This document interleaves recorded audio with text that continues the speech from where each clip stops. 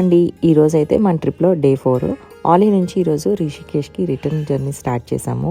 So మధ్యలో రుద్రప్రయాగ్ పెట్టుకున్నాం మేము. సో రుద్రప్రయాగ్లో లంచ్ చేసిన తర్వాత దారిదేవి టెంపుల్కి అయితే చూడడానికి వచ్చాము. సో ఈ దారిదేవి మనకి అల్కనంద నది పక్కన ఉంటుందండి ఈ టెంపుల్.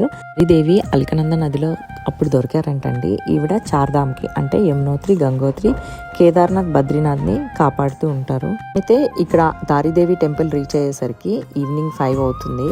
సో అప్పుడే సన్సెట్ అవుతుంది కనుక సన్ రైజ్ పక్కనే అల్కనంద నది అదంతా కూడా చాలా అందంగా కనిపించింది.